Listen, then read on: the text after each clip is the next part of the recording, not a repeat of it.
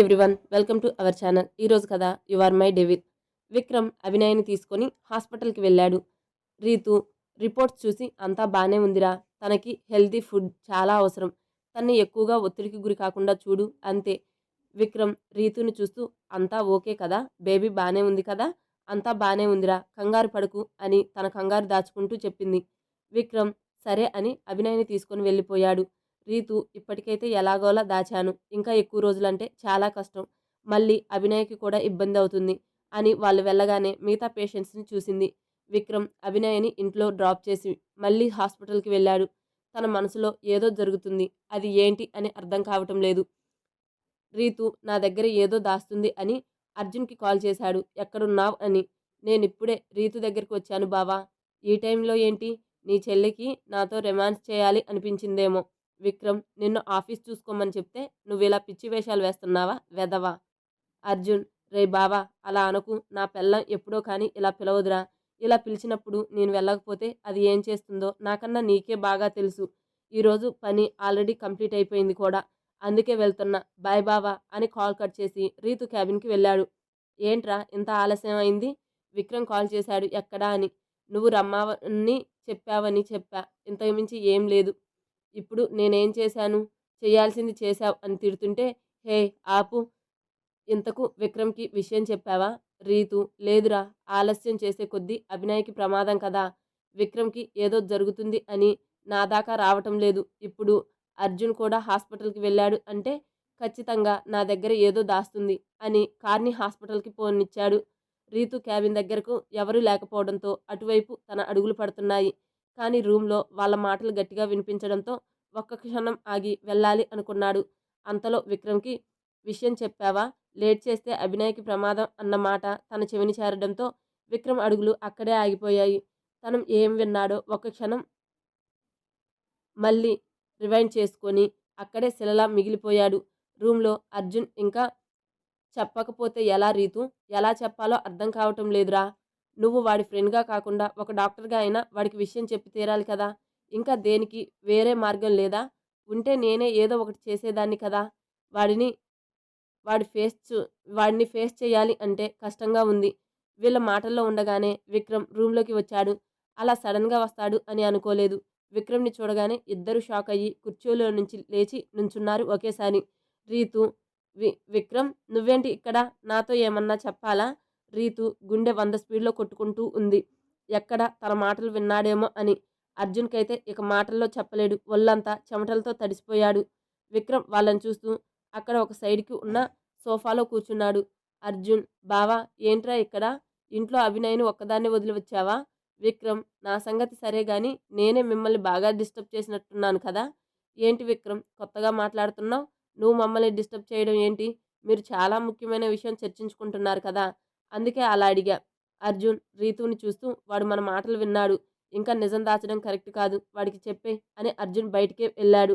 రీతు వెళ్ళి విక్రమ్ పక్కన కూర్చొని సారీరా, నీకు ఎలా చెప్పాలో తెలియక, చెప్తే ఎలా తీసుకుంటావో తెలియక చెప్పలేదు అని విక్రమ్ చెయ్యి పట్టుకుంది. నువ్వు ఇంకా విషయం చెప్పలేదు రీతు అని తన చెయ్యి వెనక్కి తీసుకున్నాడు. రీతు కళ్ళు మూసుకొని గట్టిగా ఊపిరి తీసి వదిలి అభినయ్కి అబార్షన్ చేయాలరా అంది. అంతే, ఆ మాట వినగానే విక్రమ్ చేతి పిడికిలి గట్టిగా బిగించి పట్టుకొని చాలా గంభీరంగా ఎందుకు అని అడిగాడు, బాధ బయటకు కనిపించకుండా. అయినా రీతు మాటల్లో తేడా గమనించి బాధగా విక్రమ్ని చూస్తుంది. తన ఫేస్లో ఎక్స్ప్రెషన్ మార్చకుండా ఎందుకు అని మరోసారి అడిగాడు.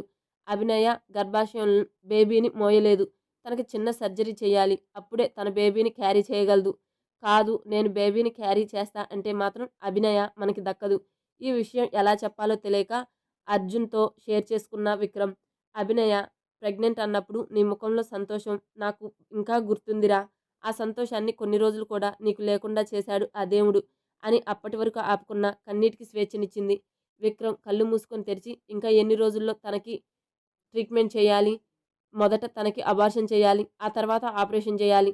విక్రమ్ చెయ్యి పట్టుకొని అంతా సరి అయిపోతుంది, నువ్వు స్ట్రాంగ్గా ఉండాలి, ఆపరేషన్ జరిగితే తనకి ఎటువంటి ప్రమాదం ఉండదు. విక్రమ్ ఏం మాట్లాడకుండా బయటికి వెళ్ళి అర్జున్ భుజం మీద చెయ్యి వేసి సిగరెట్ అన్నాడు. అర్జున్ ఇది హాస్పిటల్ రా అని తన్ని కారులో కొంచెం దూరం తీసుకెళ్లి విక్రమ్ చేతిలో సిగరెట్ ప్యాకెట్ పెట్టాడు. విక్రమ్ కార్ బ్యానెట్ ఎక్కి కూర్చొని మొత్తం ప్యాకెట్ కాల్చి అలా ఆకాశంలోకి చూస్తూ ఉన్నాడు. తన ఆలోచన ఏంటో తెలియక విక్రమ్‌ని చూస్తూ ఉన్నాడు అర్జున్. అర్జున్‌కి విక్రమ్‌ని కదిలించాలి అంటే చాలా భయంగా ఉంది. తను లోపల ఎంత బాధపడుతున్నాడో తెలుస్తుంది. తను అభినయని చేరుకోవడానికి ఎంతో కష్టపడ్డాడో చూశాడు. అభినయని బలవంతంగా పెళ్లి చేసుకున్నా అని చాలా కుమిలిపోయాడు. ఒక కొత్త బంధం తమ జీవితంలో వస్తుంది. ఇద్దరూ చాలా హ్యాపీగా ఉంటారు అని అనుకున్నారు. కానీ అంతలోనే ఇలా అయింది. అక్కడ అభినయ తల్లి కాబోతుంది అని చాలా హ్యాపీగా ఫీల్ అవుతుంది. ఇలా అని తెలిస్తే తను తట్టుకోలేదు. ఇక్కడ వీడు ఏం ఆలోచిస్తున్నాడో తెలియడం లేదు. వీడిని ఇలా వదిలేస్తే ఇలానే ఉంటాడు అని తన భుజం మీద చెయ్యి వేసి, బావా ఇక చాలు పద, బాగా ఆలస్యమైంది. అభినయ నీకోసం చూస్తుంది. పద. విక్రమ్ సైలెంట్‌గా వెళ్లి కారులో కూర్చున్నాడు. అర్జున్ వీడు సైలెంట్‌గా ఉన్నాడు అంటే ఏం చేయబోతున్నాడు అని కార్ తీసి విక్రమ్‌ని ఇంటి దగ్గర డ్రాప్ చేసి వెళ్ళిపోయాడు. అభినయ ఇంట్లోకి వెళ్ళి ఫ్రెష్ అయ్యి కాసేపు విశ్రాంతి తీసుకుంది. మళ్ళీ కళ్ళు తెరిచి చూసేసరికి చుట్టూ చీకటిగా మారిపోయింది. టక్కున లేచి కూర్చుని ఏంటి ఎంతసేపు పడుకున్నా అని రూమ్‌లో లైట్లు ఆన్ చేసి మొహం కడుక్కొని కిందకి వెళ్ళింది. విక్రమ్ వచ్చాడేమో అని చూసింది. తను ఇంకా రాకపోవడంతో తన కోసం వెయిట్ చేస్తుంది. రీతూకి కాల్ చేసి విక్రమ్ గురించి అడిగింది. అర్జున్, విక్రమ్ కలిసి ఆఫీస్ పని మీద వెళ్లారు అని, పని అవ్వగానే వస్తారు. నువ్వు టైంకి తిని రెస్ట్ తీసుకో. వాళ్ళకి ఇది అలవాటే అని చెప్పింది. అభినయ కాసేపు చూసి డిన్నర్ చేసి బోర్ కొడుతుంటే తన బావకి కాల్ చేసింది. ఆఫీస్ వర్క్‌లో ఉన్న జై ఫోన్ చూసి తన పెదవుల మీద చిన్న చిరునవ్వు వచ్చి చేరింది. ఫోన్ లిఫ్ట్ చేసి చాలా రోజుల తర్వాత గుర్తొచ్చాను. అలాంటిది ఏం లేదు బావా. ఎలా ఉన్నావు బావా? నేను బాగున్నా బుజ్జమ్మ. నువ్వెలా ఉన్నావురా? కంగ్రాట్స్ బుజ్జమ్మ. ఎందుకు బావా అంది. అభినయ నువ్వు తల్లి కాబోతున్నావు కదరా! అభినయ బావా నీకెలా తెలుసు? మీ అత్త చెప్పిందిరా. చాలా హ్యాపీగా ఉందిరా నాకు. నువ్వు, విక్రమ్ ఎప్పుడూ హ్యాపీగా ఉండాలి బుజ్జమ్మ. నిజంగా నువ్వు హ్యాపీగా ఉన్నావా బావా? జై నుండి మాటలు రావడం లేదు. అభినయ బావా, బావా అని పిలుస్తుంటే హా బుజ్జీ ఉన్నాన్రా. ఏమైంది బావా అంది బాధగా. ఏం లేదురా కొంచెం బిజీగా ఉన్నా. మళ్ళీ కాల్ చేస్తాను అని ఫోన్ కట్ చేశాడు. అని ఎందుకో నాకు చాలా భయంగా ఉంది. మన బిడ్డని మీరు నా నుండి దూరం చేస్తారేమో అనిపిస్తుంది. అలా మాత్రం చేయకండి విక్రమ్. మీరు నన్ను బలవంతంగా సొంతం చేసుకున్నా నేను తల్లిని కాబోతున్నా అన్న ఆనందం ఎంత ఉందో మీకు మాటల్లో చెప్పలేను అని నిద్రలో ఉన్న విక్రమ్‌తో అన్ని విషయాలు చెబుతూ టైం చూసి నేను ఈరోజు చాలా తొందరగా లేచాను. బాగా ఆకలిగా ఉంది. రాత్రి నీకోసం చూస్తూ మీరు సమయానికి రాకపోవడంతో లైట్‌గా తిని టాబ్లెట్స్ వేసుకొని పడుకున్నా. మీకు ఒక విషయం చెప్పాలి. మీరు మేలుకుంటే చెప్పుకోలేను. మీ ఎదురుగా ఎన్నడూ మాట్లాడాలంటే చాలా భయం నాకు. అందుకే మీరు నిద్రపోతున్న టైంలో చెప్తున్నాను. నాకు ఒక భయంకరమైన కల వచ్చింది. మీరు నన్ను అబార్షన్ చేయించుకోవాలి అని బలవంతం చేశారు. నేనెంత చెప్పినా మీరు నా మాట వినకుండా వెళ్ళిపోయారు. దయచేసి మీరు అలా మాత్రం చేయకండి. నాకు తెలుసు మీరు అలా చేయరు అని. విక్రమ్ నుదుటిన ముద్దు పెట్టి తన చేతిని మెల్లగా పక్కకు తీసి తను ఫ్రెష్ అవ్వడానికి వెళ్ళింది. అప్పటి వరకు గాఢ నిద్రలో ఉన్న విక్రమ్ కళ్ళ వెంట కన్నీరు తన ప్రమేయం లేకుండా వస్తున్నా వాటిని నియంత్రించలేక స్వేచ్ఛనిచ్చి ఆ కన్నీరు కూడా ఇంకిపోయాయి. నువ్వు నా మీద పెట్టుకున్న నమ్మకాన్ని తొందరలోనే పోగొట్టుకుంటున్నా స్వీటీ. నీకు వచ్చిన కల నిజం కాబోతుందిరా. ఇన్ని రోజులు నా మీద నీ మనసులో భయం ఉంది. ఇప్పుడు చేస్తున్న పనికి అసహ్యం కూడా వస్తుంది నీకు నా మీద. కానీ నువ్వు నాకు కావాలిరా. నీకు ఏమన్నా అయితే నేను ఉండలేను బుజ్జీ. ఈ పాప వల్ల నీ ప్రాణాలు ప్రమాదంలో పడతాయి స్వీటీ. కొన్ని రోజులు బాధపడతావు. నువ్వు బాధపడ్డా చూడగలను కానీ నీకేమన్నా అయితే మాత్రం నేను భరించలేను. అందుకే నేను చేస్తుంది తప్పు అని తెలిసినా తప్పడం లేదు. ఇంత బాధలో కూడా చిన్న సంతోషాన్నిచ్చావు స్వీటీ. అదేంటో తెలుసా? మొదటిసారి నువ్వు నా దగ్గర నీ మనసు విప్పి అన్నీ చెప్పుకున్నావు. కానీ నేను మెలకువలో ఉన్నప్పుడు చెప్పి ఉంటే బుజ్జీ ఇంకా చాలా హ్యాపీ ఫీల్ అయ్యేవాడిని. విక్రమ్ అలా తనలో తానే మాట్లాడుకుంటూ ఉండగా అభినయ స్నానం చేసి రెడీ అయ్యి విక్రమ్ దగ్గరికి వచ్చింది. బాత్రూమ్ తలుపు శబ్దం రాగానే విక్రమ్ కళ్ళు తుడుచుకొని మళ్ళీ మామూలుగా కళ్ళు మూసుకొని పడుకున్నాడు. అభినయ విక్రమ్‌ని అలా చూసి కిందకి వెళ్ళిపోయింది. విక్రమ్ అలాగే కళ్ళు మూసుకొని కాసేపటికి గాఢ నిద్రలోకి వెళ్ళాడు. అభినయ యథావిధిగా తన పని తాను చూసుకుంటున్న టైం చూసింది.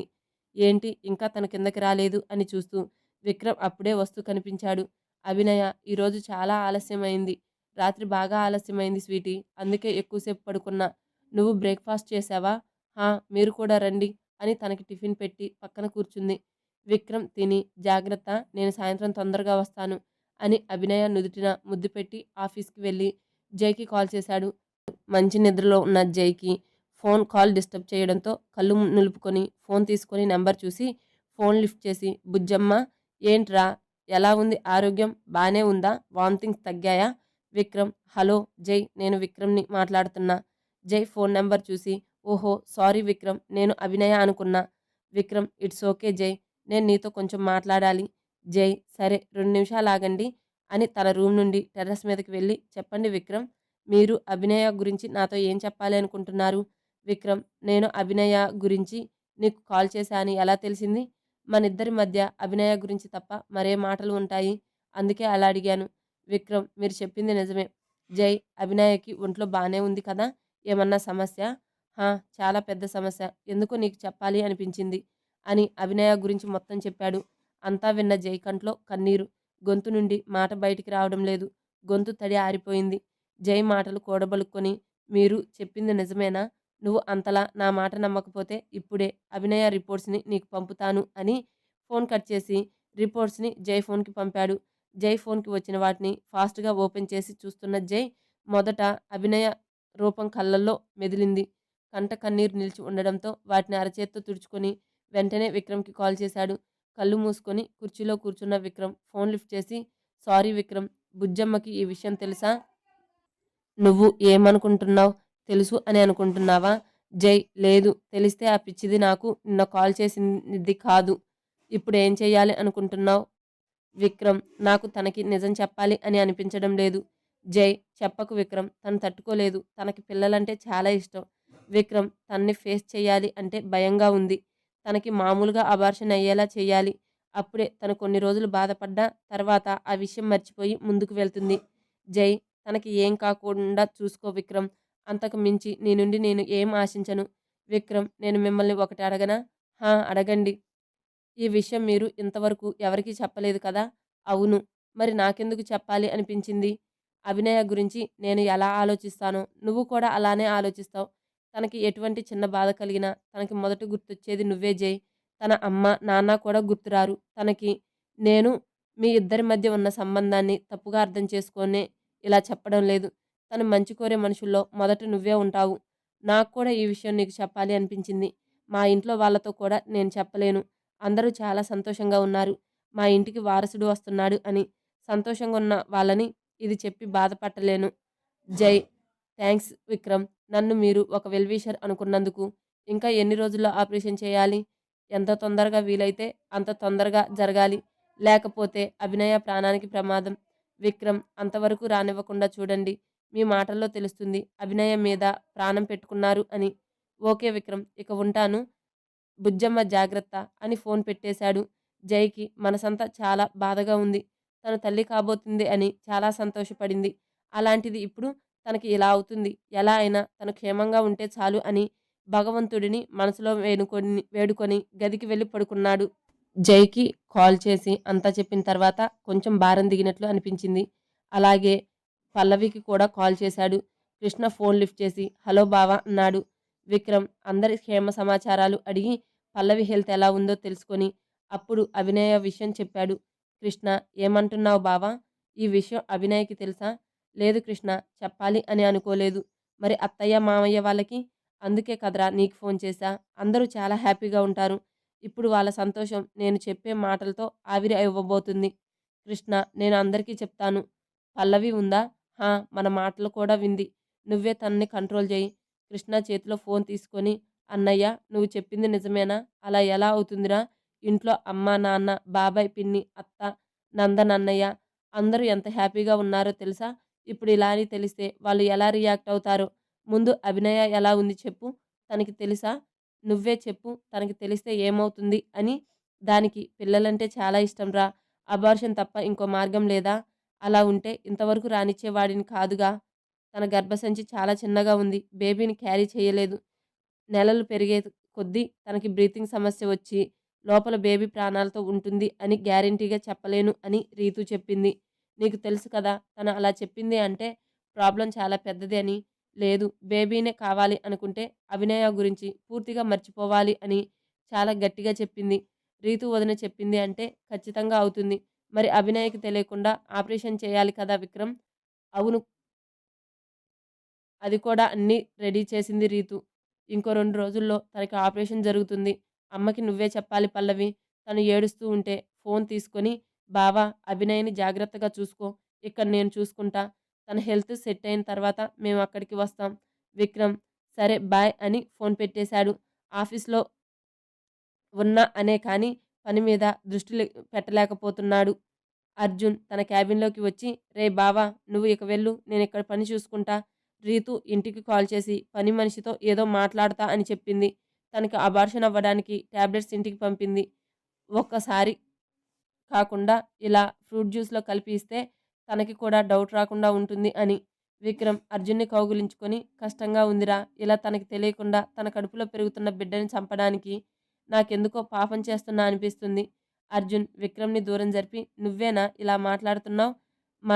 మనం హెల్తీగా ఉన్న బిడ్డని చంపడం లేదురా. అలా చేస్తే నువ్వు అన్నట్టు పాపం చేస్తున్నామని. కానీ మనం ఇక్కడ చేస్తుంది అభినయ ప్రాణాలతో ఉండాలి అని. ఇప్పుడిలా చేసినా భగవంతుడు మరోసారి తనకి తల్లి అయ్యే అవకాశం ఇస్తాడు. నువ్వు ఎక్కువగా ఆలోచించకు. అభినయ దగ్గరికి వెళ్ళు. మనం చేస్తుంది తప్పు కాదు విక్రమ్. అనవసరంగా ఆలోచించి బుర్ర పాడు చేసుకోకు. నువ్విక్కడ ఉంటే ఇలానే ఆలోచిస్తావు. వెళ్ళు, అభినయని తీసుకొని అలా బయటికి వెళ్ళు. తనకి ఎప్పుడు ఏమవుతుందో మనకు తెలియదు కదా!" అని విక్రమ్‌ని బలవంతంగా ఇంటికి పంపాడు. వెళ్తూ మధ్యలో రీతూకి కాల్ చేసి మాట్లాడాడు. "రీతూ, నేను ఇప్పుడే ఇచ్చిన టాబ్లెట్ వల్ల తనకేం సమస్య రాదురా. ఇంకో 2 రోజులు ఇలా చేస్తే నొప్పి లేకుండా అబార్షన్ అయిపోతుంది. అప్పుడు తనకి ఆపరేషన్ కూడా చేయాలి. ఆపరేషన్ తర్వాత ఇంక ఎటువంటి ఇబ్బంది ఫ్యూచర్‌లో రాదు. కానీ తనకి నువ్వు 3 నెలలు దూరంగా ఉండాలి. తను క్షేమంగా ఉంటే చాలు. ఎన్ని రోజులైనా తనకి దూరంగా ఉంటా. ఇలా చాలామందికి జరుగుతుందిరా. కానీ అభినయకి తెలియకుండా చేస్తున్నాం మనం. అంతే. నాకు అర్జున్ అంతా చెప్పాడు. నువ్వు ఇలా ఉంటే అభినయకి అనుమానం వస్తుంది కదా! నువ్వు మునుపటిలా ఉండాలి. నీ బాధ తనకి తెలియనివ్వకు. సరే, నాకు డెలివరీ కేసుంది. వెళ్తున్నా అని ఫోన్ పెట్టేసింది. విక్రమ్ కూడా ఇంటికి వెళ్ళిపోయాడు. రీతుతో ఫోన్ మాట్లాడుతూ ఇంటికి వెళ్ళిపోయాడు విక్రమ్. హాల్‌లో ఎవరూ కనిపించకపోవడంతో పని మనిషిని అడిగాడు. "అభినయ ఎక్కడా?" అని. "మేడం ఇప్పుడు రూమ్‌లోకి వెళ్లారు సార్" అంది. విక్రమ్ గదికి వెళ్తూ మెట్ల మీద నుండి వెనకకు తిరిగి, "తనకి జ్యూస్ ఇచ్చారా?" అని అడిగాడు. తను "రీతూ మేడం చెప్పినట్టు ఇచ్చాం సార్." విక్రమ్ ఈ విషయం ఎప్పటికీ అభినయకి తెలియకూడదు అని గదికి వెళ్ళాడు. తన కోట్ తీసి పక్కన పెట్టి మంచం మీద ఆదమరిచి నిద్రపోతున్న అభినయ దగ్గరికి వెళ్ళి మెల్లగా తన తల నిమిరి, నుదుటిన ముద్దు పెట్టి తన పక్కన పడుకొని తన్ను చూస్తూ ఉన్నాడు. "సారీ స్వీటీ, మనకే ఎందుకిలా అవ్వాలి చెప్పు? నీకు కూడా పిల్లలంటే ఇష్టమే. నాలాగే. నేను నిన్ను బాధ పెట్టా కదా! అందుకే ఆ దేవుడిప్పుడు నాకు శిక్ష వేశాడు. నువ్వు తన్ని బాధ పెట్టినందుకు అంతకు 2 రెట్లు బాధపడాలి అని. నీకు తెలియకుండా మన బిడ్డని మన నుండి దూరం చేస్తున్నా. ఇవన్నీ నువ్వు మెలకువలో ఉన్నప్పుడు చెప్పాలి. కానీ నాకంత ధైర్యం లేదు" అని తాను విక్రమ్ మనసులో అనుకుంటున్న మాటలు. అభినయ నిద్రలోనే తన పొట్ట మీద చెయ్యి వేసుకొని కొంచెం అసౌకర్యంగా అనుభూతి చెందుతూ ఒకవైపు నుంచి మరొక వైపు తిరిగి పడుకుంది. "మెడిసిన్ మెల్లగా పనిచేస్తుంది బుజ్జీ. అందుకే నువ్వు అలా అవుతున్నావు. నన్ను క్షమించు" అని తన్ని కౌగిలించుకొని నిద్రలోని కారణంగా విక్రమ్ కూడా నిద్రలోకి జారుకున్నాడు. ఎప్పటికో కళ్ళు తెరిచిన అభినయ తన్ని కౌగిలించి పడుకున్న విక్రమ్‌ని చూసి, "ఈయనెప్పుడొచ్చాడు? అసలు నాకు గుర్తులేదు. నన్ను హత్తుకొని పడుకున్నాడు కూడా. కొంచెం కూడా మెలుకువ రాలేదు. ఈ టాబ్లెట్స్ వేసుకున్నప్పటి నుంచి ఇలానే నిద్రపోతున్నా. ఎంతసేపు పడుకుంటున్నానో కూడా తెలియడం లేదు." మెల్లిగా విక్రమ్ చెయ్యి బెడ్ మీద పెట్టి తను వాష్‌రూమ్‌కి వెళ్ళి ఫ్రెష్ అయ్యి కిందకి వెళ్ళి విక్రమ్ కోసం తనే టీ సిద్ధం చేసి గదికి వచ్చింది. టీ అక్కడున్న టేబుల్ మీద పెట్టి మెల్లగా విక్రమ్ చెవిలో విక్రమ్ అని పిలిచింది. తను అయినా మేలుకోలేదు. ఈసారి గట్టిగా విక్రమ్ అని చెవిలో గట్టిగా అరిచింది. అప్పుడు ఉలిక్కిపడి టక్కున లేచి కూర్చొని, "ఏమైంది అభి?" "ఏం లేదు. మీరు ఎప్పుడు వచ్చి పడుకున్నారో నాకు తెలియదు. అందుకే మీకోసం టీ చేసి తీసుకొచ్చా. మిమ్మల్ని లేపాను. మీరు లేవలేదు. అందుకే అలా అరిచా" గట్టిగా అంది నవ్వుతూ. విక్రమ్ బెడ్ దిగి సోఫాలో కూర్చొని టీపాయ్ మీద ఉన్న టీ అందుకొని అభినయ్‌ని దగ్గరికి రమ్మని కళ్ళతోనే సైగ చేశాడు. తన దగ్గరికి రాగానే ఒడిలోకి లాక్కొని తను ఎటూ కదలకుండా గట్టిగా పట్టుకొని, "ఏంటి ఈరోజు నా స్వీటీ చాలా అల్లరి చేస్తుంది" అని టీ సిప్ చేస్తూ ఆ టేస్ట్ ఆస్వాదిస్తూ అడిగాడు. అభినయ, "నేనా? నేను అల్లరి చేయలేదు విక్రమ్. మిమ్మల్ని నిద్రలేపాను అంతే." టీ తాగి కప్పు పక్కన పెట్టి తన నడుము చుట్టూ చేతిని బిగించి అభినయ్‌ని తనలోకి అదుముకొని మెడపైన పెదవులతో రాస్తూ, "నా నిద్ర డిస్టర్బ్ చేశావు కదా! ఇప్పుడు నీకు పనిష్మెంట్ ఇవ్వాలి కదా!" విక్రమ్ అలా చేస్తుంటే అభినయ మైకంలో "హా" అంది. వెంటనే అభినయ్‌ని తన వైపు తిప్పుకొని తన పెదవులు అందుకొని గాఢంగా ముద్దు పెడుతూ అభినయ్‌కి ఊపిరి ఆడకుండా ఉక్కిరిబిక్కిరి చేస్తాడు. కాసేపటికి తన్ని వదిలి భారంగా ఊపిరి పీల్చుకుంటున్న అభినయ వెన్ను నిమురుతూ రిలాక్స్ స్వీటీ రిలాక్స్ అని వాటర్ బాటిల్ తనకి ఇచ్చాడు. నీళ్లు తాగి కొంచెం స్థిమితపడ్డాక అసలు ఏం చేశారు మీరు? విక్రమ్ నేనేం చేశాను? అలా ఊపిరి ఆడకుండా ముద్దు పెడతారా? నువ్వేగా పనిష్మెంట్ ఇవ్వాలి అంటే హూ అన్నావు. అందుకే ఇలా ముద్దుతో ఇచ్చా. విక్రమ్ గుండెల మీద కొడుతూ ఇది చీటింగ్. మీరు నాతో అలా అనేలా చేశారు. నువ్వే నువ్వు ఇలానే నా ఒడిలో కూర్చొని ఉంటే నాకు చాలా కష్టంగా ఉంది. ఇప్పటికే చాలా కంట్రోల్ చేసుకుంటున్నా. నీకు ఓకే అంటే నాకు ఎటువంటి అభ్యంతరం లేదు. అభినయ టక్కున విక్రమ్ ఒడిలో నుండి లేచి అమ్మో! ముందు గది నుండి బయటికి వెళ్ళాలి. లేదు అంటే తను అన్న పని చేస్తాడు అని నాకు కొంచెం పని ఉంది అని వెంటనే కిందకి వెళ్ళిపోయింది. అభినయ అలా వెళ్ళగానే విక్రమ్ నవ్వుతూ ఆఫీస్‌కి కాల్ చేసి అర్జున్‌తో మాట్లాడి ఫ్రెష్ అయ్యి కిందకి వెళ్ళాడు. అభినయ ఎక్కడా కనిపించకపోవడంతో బయట తోటలోకి వెళ్ళాడు.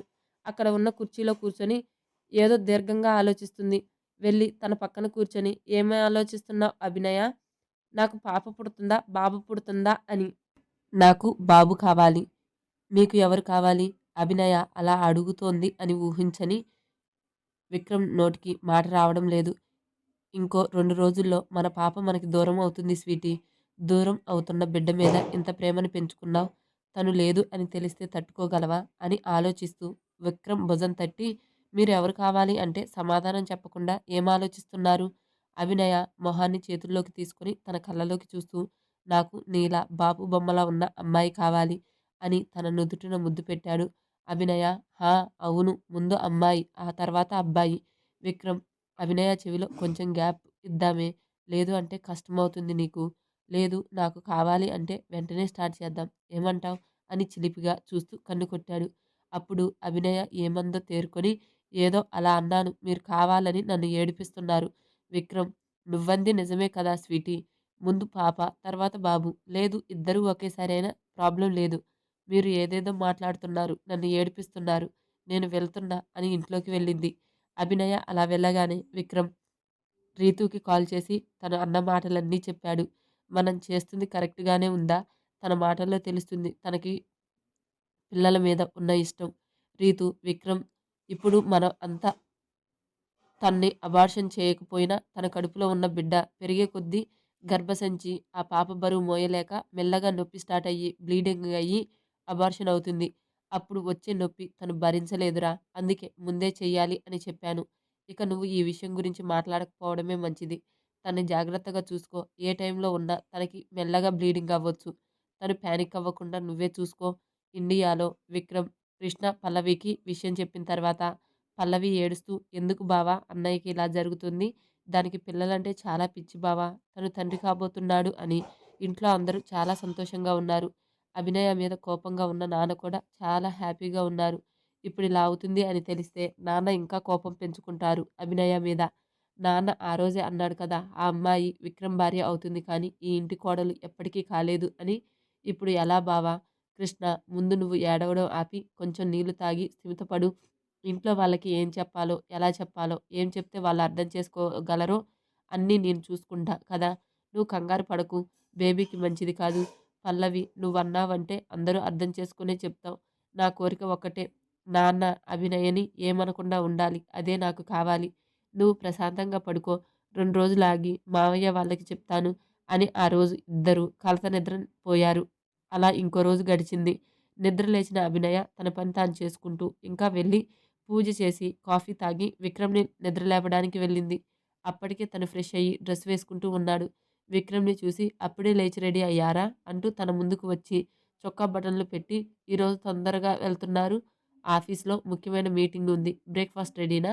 హా! మీకోసమే వచ్చాను నేను. విక్రమ్ పద ఇద్దరం కలిసి కిందకి వెళ్లి బ్రేక్‌ఫాస్ట్ చేద్దాం. చేసి టేబుల్ మీద ఉన్న జ్యూస్ తాగారు. ఉదయం నుంచి అభినయ బాడీలో ఏదో తేడాగా అనిపిస్తుంది. ప్రెగ్నెన్సీ టైంలో ఇలానే ఉంటుంది కాబోలు అనుకుంటూ పెద్దగా పట్టించుకోలేదు. ఇప్పుడు జ్యూస్ తాగిన తర్వాత కళ్ళు తిరిగినట్టుగా అనిపించింది. రీతు చెప్పింది కదా ఈ టైంలో వామిటింగ్స్, కళ్ళు తిరగడం మామూలే అని. అందుకే పెద్దగా పట్టించుకోలేదు. విక్రమ్ ఆఫీస్‌కి వెళ్ళగానే టాబ్లెట్స్ వేసుకొని రూమ్‌కి వెళ్ళి కాసేపు రెస్ట్ తీసుకుంటే అంతా సెట్ అవుతుంది అని పడుకుంది. విక్రమ్ ఆఫీస్‌లో మీటింగ్ పూర్తి చేసుకొని ఇంటికి వచ్చేసరికి సాయంత్రం 4 అయ్యింది.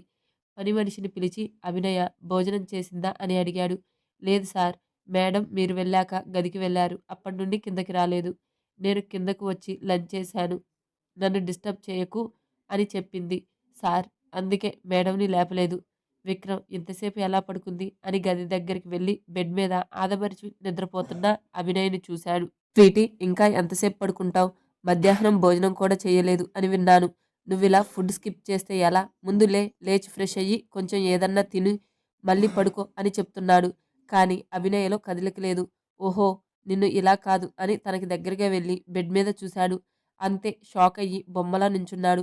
తనకి ఒళ్ళంతా చెమటలు పడుతున్నాయి. ఆ దృశ్యం చూసి మెదడు పనిచేయడం ఆగిపోయింది. కాసేపటికి తేరుకొని అభి, అభి, అభి అని తన్ని తట్టి లేపుతున్నాడు కూడా. అభినయలో కదలిక లేదు. ఏం చేయాలో అర్థం కావడం లేదు. విక్రమ్‌కి కాళ్ళు చేతులు ఆడడం లేదు. గట్టిగా పని మనిషిని పిలిచాడు.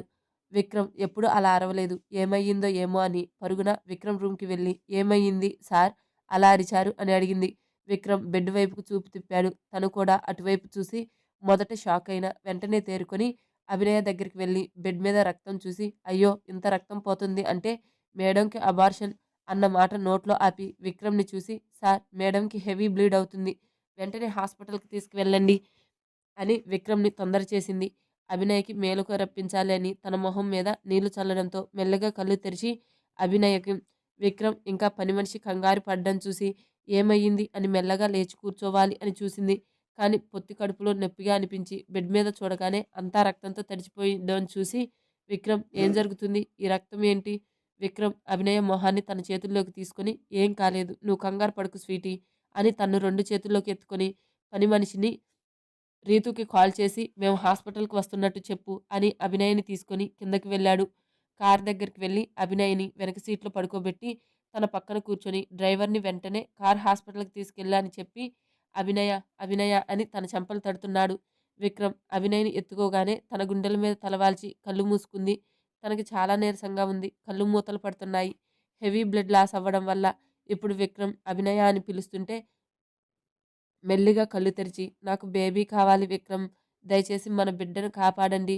నాకు మన బిడ్డ కావాలి అని మళ్ళీ స్పృహ తప్పింది. విక్రమ్‌కి చాలా బాధగా ఉంది. అభినయ చేయి పట్టుకుని కన్నీళ్లు కారుస్తూ నన్ను క్షమించి స్వీటీ. నీకిలా అవ్వడానికి నేను కూడా ఒక కారణం. నీకేమన్నా అవుతుంది అన్న భయంతో మన బిడ్డని నేనే నీకు దూరం చేస్తున్నా. నన్ను క్షమిస్తావు కదా అని స్పృహలోని అభినయను చూస్తూ వేడుకుంటున్నాడు.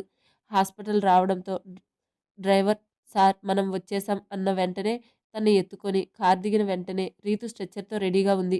అభినయ్‌ని స్ట్రెచ్చర్ మీద పడుకోబెట్టి నర్స్‌తో తన్ని వెంటనే ఆపరేషన్ థియేటర్‌కి తీసుకెళ్ళండి అని విక్రమ్‌ని చూసింది. రీతుకి కౌగిలించుకొని తనకి ఏం కాదుగా నాకు భయంగా ఉందే అని కన్నీరు పెట్టుకున్నాడు విక్రమ్‌ని చూసి. ఏం కాదురా నా మీద నమ్మకం ఉంచు. ఇక నేను వెళ్ళాలి అని ఫాస్ట్‌గా అభినయ్ ఉన్న రూమ్‌కి వెళ్ళింది.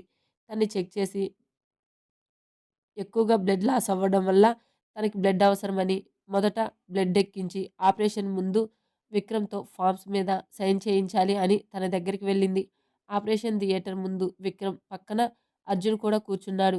విషయం తెలియగానే అర్జున్‌కి కాల్ చేయి. వెంటనే హాస్పిటల్‌కి రమ్మని రీతూనే చెప్పింది. అందుకే పని మధ్యలో వదిలేసి ఫాస్ట్‌గా హాస్పిటల్‌కి వచ్చాడు. విక్రమ్ ముందుకు వెళ్ళి ఇందులో నీ సైన్ కావాలిరా. తనకి ఆపరేషన్ చేయాలి. విక్రమ్ ఎంతసేపటికి కూడా పలకకుండా ఉంటే రీతు టైం లేదు విక్రమ్.